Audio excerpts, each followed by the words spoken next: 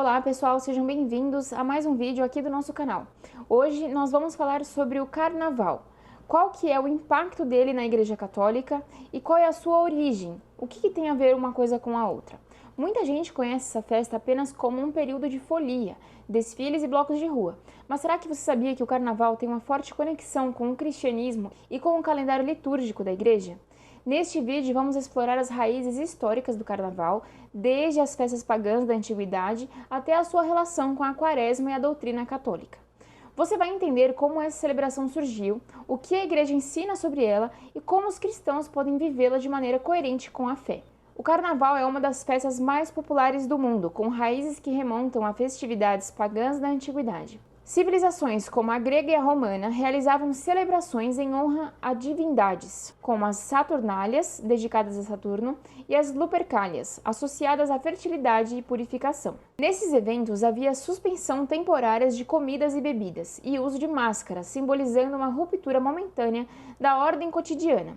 Com a chegada do cristianismo, muitas dessas tradições foram ressignificadas pela Igreja Católica. O Carnaval passou a estar inserido no calendário litúrgico como a festividade que antecede a Quaresma, um período de 40 dias de penitência, jejum e preparação para a Páscoa. A palavra Carnaval vem do latim carnevale, que significa adeus à carne, simbolizando a despedida dos prazeres mundanos antes do tempo da conversão e reflexão. A Igreja reconhece o Carnaval como uma tradição cultural e não o condena como a festa em si. No entanto, ressalta que a vivência deve estar em conformidade com os princípios da fé cristã. O Catecismo da Igreja Católica, o SIC, ensina que a moderação e o domínio próprio são virtudes fundamentais para o fiel, conforme descrito no parágrafo 1809.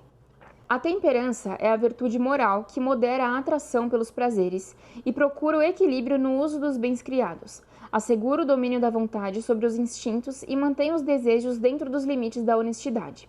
A pessoa temperante orienta seus apetites sensíveis para o bem, guarda santa discrição e não se deixa levar a seguir as paixões do coração.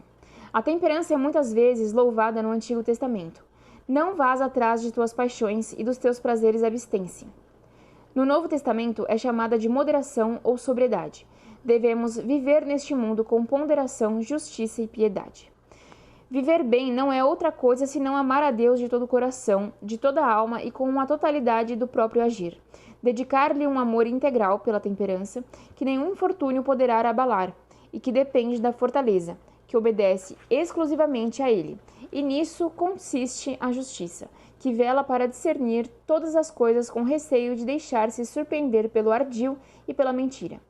E isto é a prudência. O parágrafo 2290 também alerta contra os excessos. A virtude da temperança manda evitar toda espécie de excesso, o abuso de comida, do álcool, do fumo e dos medicamentos. Aqueles que em estado de embriaguez ou pelo gosto imoderado pela velocidade põem em risco a segurança alheia e a própria, nas estradas, no mar ou no ar, tornam-se gravemente culpáveis.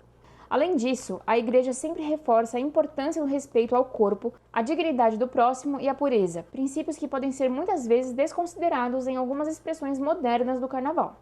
Alguns santos e líderes católicos já se pronunciaram sobre o Carnaval, especialmente alertando contra os excessos e os perigos espirituais associados a essa festa.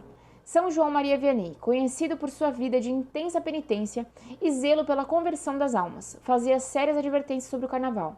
Ele via essa festividade como um período em que muitos cristãos se entregavam ao pecado, esquecendo-se da preparação espiritual para a Quaresma. Em seus sermões ele dizia: se os cristãos soubessem o que é pecado mortal, prefeririam morrer 1000 vezes a cometê-lo. O Carnaval é a época em que o demônio faz maior número de vítimas. Para ele, o perigo do Carnaval estava no fato de que ele poderia levar as pessoas ao afastamento da graça de Deus, especialmente pelo incentivo à vaidade, à luxúria e à embriaguez. Ele exortava os fiéis a se recolherem em oração nesse período e a evitarem ocasiões de pecado.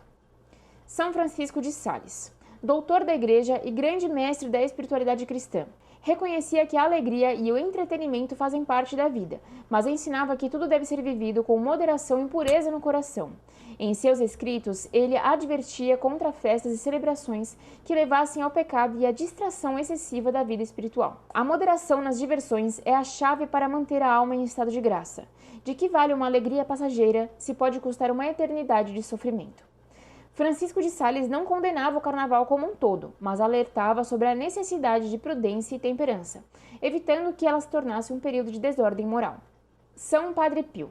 Padre Pio, conhecido por sua vida de oração e pelos estigmas que carregava, também se manifestou contra os excessos do carnaval. Ele dizia que muitos pecados eram cometidos durante essa festividade e aconselhava os fiéis a se distanciarem de festas mundanas, dedicando-se à oração e à penitência.